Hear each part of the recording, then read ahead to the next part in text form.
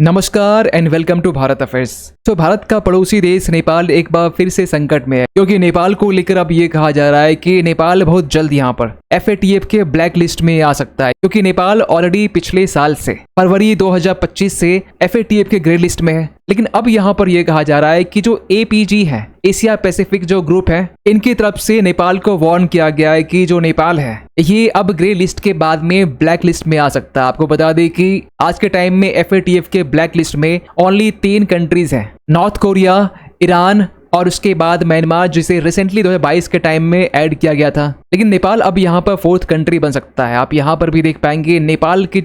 का जो media outlet है, इसे एक्सक्लूसिवली यहाँ पर इसे कवर कर रहा है। सो सडनली ऐसा क्या हुआ कि नेपाल को लेकर इस तरह के अपडेट निकल के आ रहे हैं, जहां पर एशिया पैसिफिक ग्रुप की तरफ से वार्न किया जा रहा है। और किसी देश को ब्लैकलिस्ट करने के पीछे पूरा प्रोसेस क्या है, ये भी हम लोग बात करने वाले हैं। और इसका इम्पैक्ट नेपाल के ऊपर में क्या होने वाला है, भारत के ऊपर में क्या होने वाला है, इन तमाम चीजों को लेकर हम लोग इस वीडियो में डिटेल से बात करने वाले। लेकिन बात करते हैं शुरुआत से। तो अगर एशिया पैसिफिक ग्रुप को लेकर बात करें, जिसे 1997 के टाइम में थाईलैंड के बैंकॉक में से स्टैब्लिश किया गया था, जो FATF जैसा ही means financial action task force जैसा ही एक रीजनल बॉडी है जो एशिया पैसिफिक रीजन को यहाँ पर कवर करता है। और आपको बता दें कि ये जो APG है, ये FATF का एसोसिएट मेंबर भी है, जहां एशिया पैसिफिक ग्रुप की तरफ से जो FATF के 40 रिकमेंडेशंस है, इनका यहाँ पर यूज किया जाता है for its core guiding framework के लिए। और अगर एशिया पैसिफिक ग्रुप की तरफ से अगर किसी देश को ब्लैक लिस्ट में डाल दिया गया, तो इसके बाद जो FATF है ये कंसीडर कर लेता है कि वो जो देश है ये FATF के भी ब्लैक लिस्ट में आ चुका है। वैसे आज के टाइम में FATF के ब्लैक लिस्ट में नॉर्थ कोरिया से लेकर जो ईरान है, इवन की म्यांमार, ये तीनों देश जो है आज के टाइम में ये ब्लैक लिस्ट में है। वहीं अगर ग्रे लिस्ट की बात करें तो फिलहाल जो कंट्रीज के नंबर है ये तो कम है, 22 के अराउंड में है, जो लास्ट ईयर के कंपैरिजन में काफी कम है। लेकिन आप देख पाएंगे यहाँ पर FATF के ग्रे लिस्ट में अल्जीरिया से लेकर जो अंगोला है, यहाँ तक कि कुवैत से लेकर जो वेनेजुएला है, और इसी लिस्ट में आपको नेपाल भी देखने को मिलेगा, जिसे पिछले ही साल फरवरी 2025 के टाइम में एशिया पैसिफिक ग्रुप की तरफ से ग्रे लिस्ट में डाला गया था। और उसी टाइम नेपाल को यहाँ पर 15 जो पॉइंट्स है वो दिए गए थे कि आपको इस 15 पॉइंट्स के ऊपर में काम करना है। और इसी साल जनवरी के टाइम में एक मिड टर्म रिव्यू भी होता है, जहां नेपाल की तरफ से काफी ऐसे पॉइंट्स थे जिनको लेकर यहाँ काम नहीं किया गया। और इसके बाद अब मई के टाइम में एशिया पैसिफिक ग्रुप की तरफ से एक फाइनल वार्निंग यहाँ पर दी जा रही है। और ये ओनली फाइनल वार्निंग नहीं है, ये एक सीवियर वार्निंग है नेपाल के लिए, जहां नेपाल को लेकर ये कहा गया है कि Nepal faces an immediate risk of being black listed, क्योंकि नेपाल इन 2 मुद्दों पर, खासकर जो एंटी मनी लॉन्ड्रिंग है और काउंटर टेररिस्ट फाइनेंसिंग, इन 2 रिफॉर्म्स को लेकर यहाँ पर नेपाल बिल्कुल भी काम नहीं किया है। और इसको लेकर जो APG के जो डेलीगेशन है, जिन्होंने रिसेंटली नेपाल विजिट किया, जिन्हें लीड किया जा रहा था deputy executive secretary David Charon की तरफ से, जहां इन्होंने ये कहा कि ये एशिया पैसिफिक ग्रुप की तरफ से एक फाइनल हाई लेवल का इंटरवेंशन है। वैसे आपको बता दें कि जब नेपाल को ग्रे लिस्ट में डाला गया था, तो टेक्निकली यहाँ पर जो इवेल्युएशन टाइम दिया गया था ये 2027 का दिया गया था। लेकिन अब यहाँ पर कहा जा रहा है कि सितंबर 2026 तक में, मीन्स आपके पास में ओनली 4 मंथ है, और इस 4 मंथ में एंटी मनी लॉन्ड्रिंग को लेकर और काउंटर टेररिस्ट फाइनेंसिंग को लेकर आप रिफॉर्म्स लेके आइए, आप इस पर एक्शन लीजिए। क्योंकि एशिया पैसिफिक ग्रुप की तरफ से ये ऑब्जर्व किया गया कि नेपाल का जो department of money laundering investigation है, या फिर नेपाल की जो पुलिस है, या बाकी जो अदर बॉडीज हैं, इनकी तरफ से जो कॉम्प्लेक्स फाइनेंशियल क्राइम केसेस होते हैं ना, जो नेपाल में काफी ज्यादा है, लेकिन जो केसेस यहाँ पर फाइल किए जाते हैं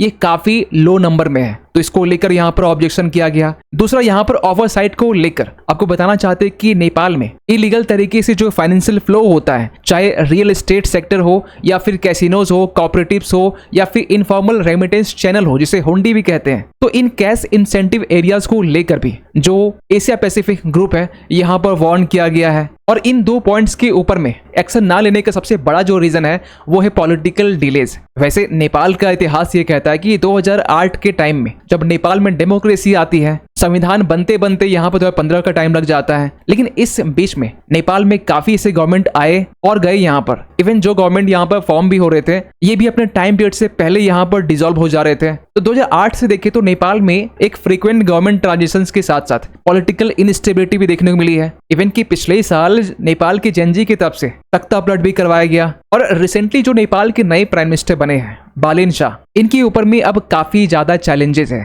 फिर अगेन अगर आपका सवाल निकल के आता कि एंटी मनी लॉन्ड्रिंग के लिए तो आपने तो कह दिया, लेकिन जो काउंटर टेररिस्ट फाइनेंसिंग है इसमें क्यों रिफॉर्म्स लाने की बात की जा रही है? क्या नेपाल में हमें टेररिस्ट एक्टिविटीज देखने को मिलती है? तो आपको बता दें कि पिछले साल अगस्त के टाइम में मल्टीपल आर्टिकल पब्लिश हो रहे थे जहां ये भी कहा जा रहा था कि बिहार जो है वो हाई अलर्ट में है, जहां पर 3 जैसे के जो टेररिस्ट हैं ये वाया नेपाल के जरिए भारत में एंटर कर चुके हैं। और इसको लेकर भी जो हमारी इंटेलिजेंस एजेंसी है ये 3 इमेज यहां पर जारी भी की गई थी। और आपने पहले भी नोटिस किया होगा कि 2019 के टाइम में यूएस की एक रिपोर्ट आती है नेपाल को लेकर, जहां ये कहा गया कि नेपाल जो है एक बिगेस्ट हब है फॉर इंडियन मुजाहिदीन के लिए, वो इंडियन मुजाहिदीन जो भारत के अगेंस्ट में अटैक को प्लान करता है। आप यहाँ पर भी देख पाएंगे इस पर 2019 के टाइम में काफी सारे आर्टिकल पब्लिश हो रहे थे। इवन की जो सीमा हैदर है वो भी तो नेपाल के रास्ते भारत आई थी और आज का टाइम ये भारत में ही है। लेकिन टेररिज्म को लेकर नेपाल में सबसे बड़ी जो प्रॉब्लम है ना वो है टेरर को फाइनेंस करना, और ये सब कुछ किया जाता है ऑनलाइन तरीके से। और इसको लेकर रिसेंटली नेपाल की तरफ से जो नेपाल के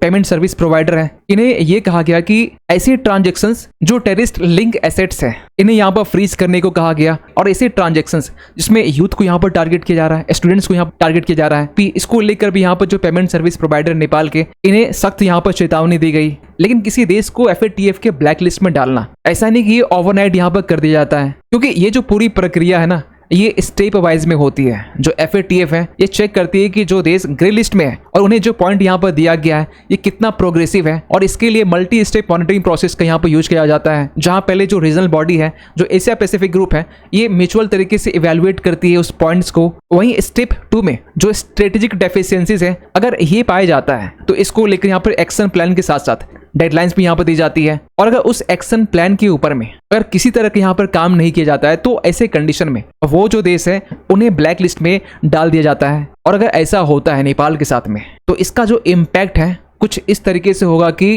जिस तरीके से आज के टाइम में ईरान है स्विफ्ट सिस्टम से बिल्कुल ये बाहर है। अगर स्विफ्ट सिस्टम से बाहर होता है तो जो इंटरनेशनल ट्रांजैक्शंस है वो नेपाल नहीं कर पाएगा। और इसके बाद ये हो सकता है कि जो नेपाल है ये इनफॉर्मल शैडो बैंकिंग के ऊपर में जिसे हुंडी भी कहते हैं ये बहुत ज्यादा यहाँ पर रिलायंस करेगा। और सबसे बड़ा इम्पैक्ट होगा नेपाल के सेंट्रल बैंक फॉरेक्स रिजर्व्स में जो सीवियर तरीके से यहाँ पर डिप्लेट हो सकते हैं। और इसके बाद में भारत और नेपाल के बीच में जो करेंसी पैग है, आपको बताना चाहते हैं कि जो करेंसी पैग है जहां भारत का 1 रुपया जो है ये नेपाल के 1.60 रुपीज के बराबर में है, जिस तरीके से आपने UAE और US के केस में देखा होगा, जहां पर $1 जो है 2020-21 के टाइम से ये 3 पॉइंट समथिंग डॉलर के बराबर में है। तो भारत और नेपाल का जो करेंसी पैग है ये भी यहाँ पर इम्पैक्ट हो सकता है। तो अल्टीमेटली कहा जाए तो नेपाल का जो टोटल मैक्रो इकोनॉमिक्स है ये कोलैप्स हो सकता है। खैर यहाँ पर नेपाल की तरफ से क्या कहा जा रहा है, नेपाल के जो फॉरेन मिनिस्टर है इन्होंने रिसेंटली ये कहा है कि नेपाल जो आज के टाइम में FATF के ग्रे लिस्ट में है ये कमिटेड है कि नेपाल को इससे हम लोग बाहर निकालेंगे, जबकि यहाँ पर एशिया पैसिफिक जो ग्रुप है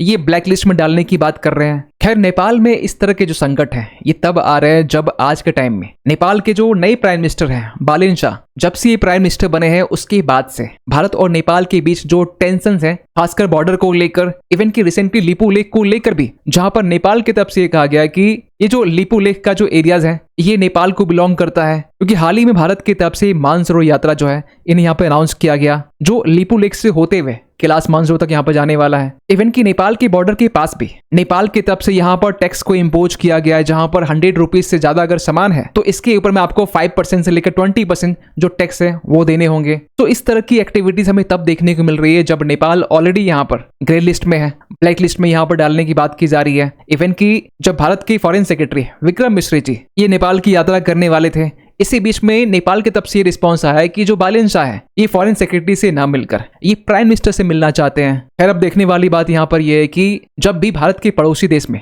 संकट मंडराता है तो ऐसे कंडीशन में भारत यहाँ पर रेस्क्यू करता है। खैर आप क्या सोचते हैं पूरे अपडेट को लेकर कमेंट कीजिएगा। मिलते किसी अगले वीडियो में, तब तक के लिए थैंक यू सो मच।